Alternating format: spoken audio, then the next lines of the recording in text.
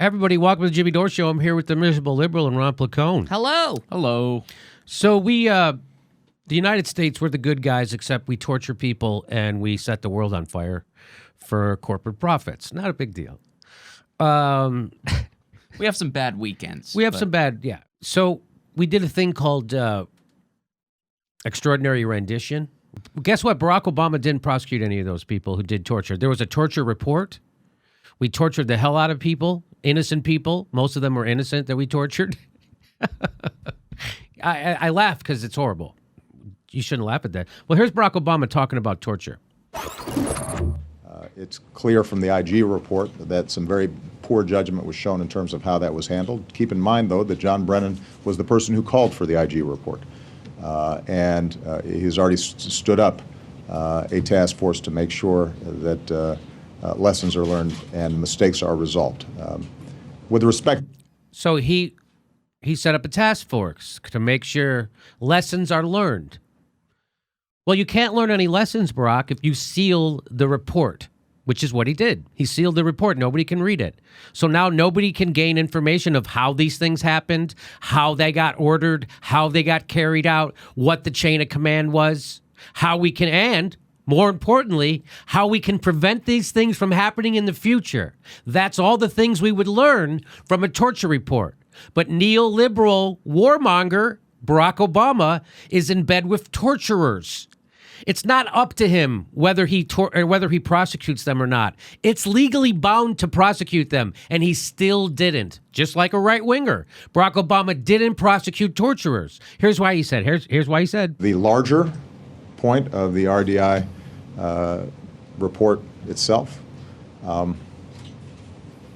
even before I came into office, I was very clear that in the immediate aftermath of 9/11, we did some things that were wrong. We did a whole lot of things that were right, but we tortured some folks.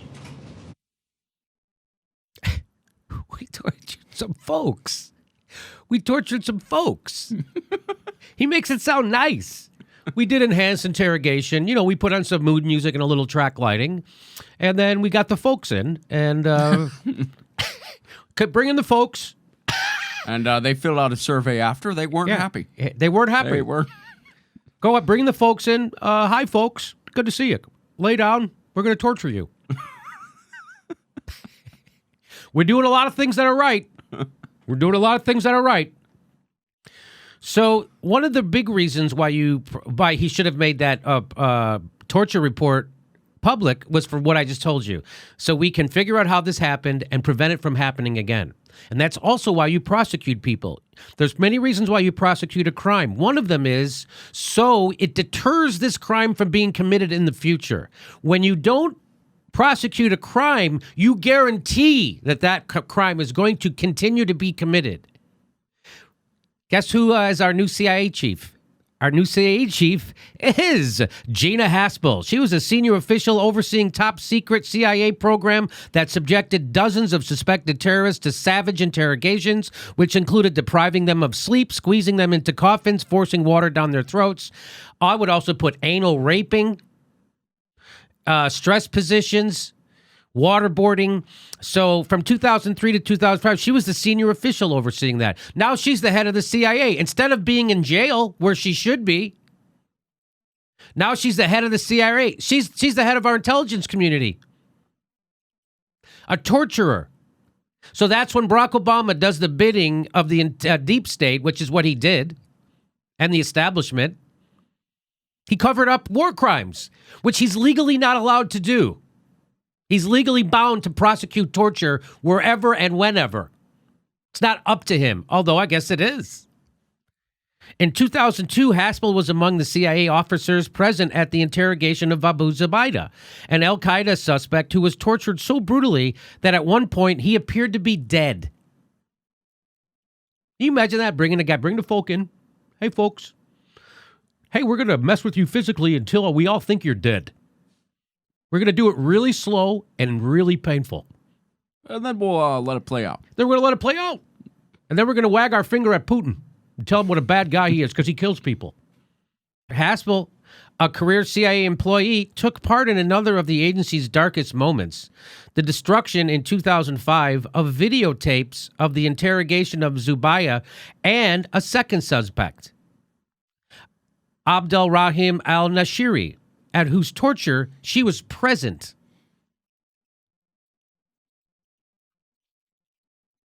Wow. And she destroyed the evidence. They destroyed the evidence. The videotapes of their torturing people. They destroyed that, which is also a crime, which also wasn't prosecuted. Boy, I wonder, I hope someday she gets caught selling Lucy's outside of a grocery store in Staten Island so we can choke her out. Yeah, you know the best part? I think, to the best of my knowledge, the only person, like, in power that said anything about this, or in office, I guess, is Rand Paul. Rand Paul. He's the only person. Rand Paul said something about this. He's the only person that said anything. One person. John Sifton, a senior official at Human Rights Watch, said the significance of Haspel's appointment lies in the fact that she was intimately involved in the secret CIA program known by its initials RDI, Rendition, Detention, and Interrogation. That's what Barack Obama was mentioning, the RDI report. Rendition, Detention, and Interrogation. Rendition. Through the program, the CIA not only tortured suspects, but kidnapped them from various places around the globe and often delivered them to third-party countries that tortured them. You are putting a person in leadership position who was essentially involved in a legal program, Sifton told me. President Barack Obama ordering the closure of the secret prisons or black sites in 2009. So, by the way, this is an article. This is New Yorker. This was last in 2017 in January when she was the deputy director. Now she's the head of the CIA. So this is what they were saying back then. A former government official who spoke to me on condition of anonymity said that the promotion of Haspel amounted to the CIA's revenge. The agency is giving the finger to anyone who was ever critical of the program, meaning their rendition torture program.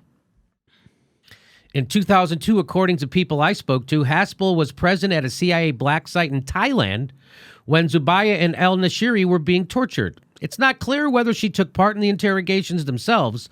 Abu Zubaydah's interrogation, which is recounted in the Intelligence Committee's landmark investigation, was particularly gruesome. According to the report, he was waterboarded 83 times. So my question when you hear something like that, he was waterboarded 83 times. Well, they say waterboarding works, which is why you do it. Why would you have to waterboard him twice? And if you're waterboarding him 83 times, what did you forget to ask him those first 82 times? 82? I'm just pondering how that's physically possible. That you can waterboard a guy? 83 times. Yeah, one time is considered torture, and it's supposed to make you crazy. Because it makes you think you're drowning. All your things happen. Right. And there they did it to him 83 times. At one point, he became non-responsive, with water bubbling up from his lungs. Doctors, so there's doctors there participating in torturing someone. Doctors had to revive him. During his confinement, Zubaydah lost sight in his left eye. Yeah, I'm surprised he didn't go completely blind. Yeah. I mean, wow. In 2005, she was involved in the decision to destroy the videotapes of interrogations of Zubaydah and al-Nashiri. So not only, isn't that amazing? The decision, which was made with no apparent outside consultation, enraged members of Congress who are legally obliged to oversee the CIA. Sifton of Human Rights Watch said the order to destroy the tapes was made by two people, Rodriguez and Haspel. So there you go. Oh, this is also from that article. When Obama took office in 2009, he declared that he would not prosecute anyone involved in the CIA's interrogation program, not even senior officers, among them whom Haspel was one. At the time, Obama said he wanted to look forward and not back. But the past, as Obama well knows, never goes away. With the prospect of American torture looming again, I wonder if Obama regrets his decision. After all, people like Haspel, quite plausibly, could have gone to prison. I wonder what Barack Obama thinks about that today, now that she's the head of the CIA. He doesn't. He's busy. He's busy. Building a library. I wonder what he thinks about that. I really do. Oh, by the way, so CNN They're going to let us. James Clapper, I support Trump's pick for CIA director. Isn't that fantastic? Thank you, CIA. Thank you, CNN, for letting us know another liar. That's the guy who lied to Congress about the surveillance state. He lied on camera, in public, to Congress. That's the guy. And if you lie, again, if you lie at the behest of the establishment, you never have to pay a price. Look at this. None of the torturers are having to pay a price. This guy doesn't have to pay a price. You know who does? A guy who sells Lucy's out in front of a grocery store in Staten Island. He has to pay his price. Mm-hmm. Yeah, and let's not forget the other new face going on is Mike Pompeo, who is more hawkish He's towards way every more, country right. in the world. But, one of those countries is Russia, so it's all okay. Yeah. So Mattis was actually against torturing, and he convinced Trump to not be with it. He told Trump that you get more out of a suspect with a 6-pack of beer and a pizza than you do by torturing them. And so, but now this signifies that Trump is going the other way. He's more into torture. And Barack Obama made that possible. Barack Obama made Trump ordering torture possible because he never prosecuted the people who carried out torture when it was ordered by George Bush and Dick Cheney. So you see how that works? How Barack Obama's one of them? You see how that works? How Barack Obama took 2 wars and made them 8? How Barack Obama made the banks bigger? How Barack Obama opened up this Arctic to drilling? You see why we have Trump, right? So that's why we have Trump, and that's why we have a torturer at the head of our intelligence community right now. That's why.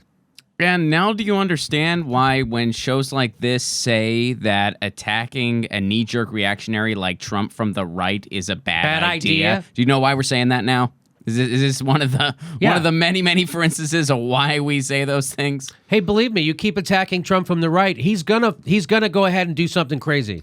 Yeah. He's gonna go ahead and do something crazy, like, I don't know, order torture.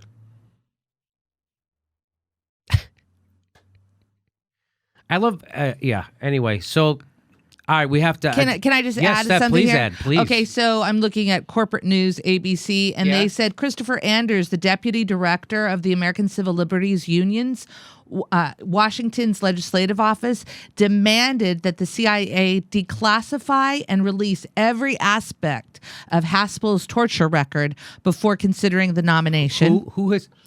Christopher Anders, and the deputy director of American Civil Liberties Unions. Oh, really? Uh-huh. He's demanding that? Yes. That ain't going to happen. Okay, so now here's a little bit interesting about my California Senator, Dianne Feinstein. She's very have soft words. Okay, so in 2013, Senator Dianne Feinstein blocked Haspel's promotion to be the head of the National Clandestine Service. Yep. Feinstein said Tuesday she will wait until Haspel's confirmation hearings to make a decision about her becoming the next CIA director.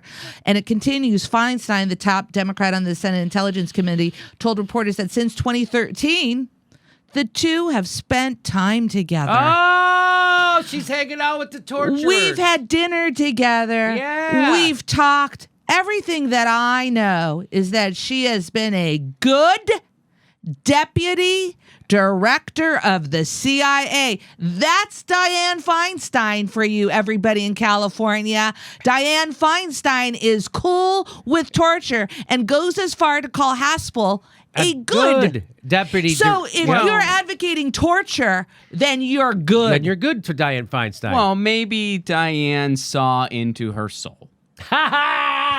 Or maybe Dianne got a taste of being waterboarded.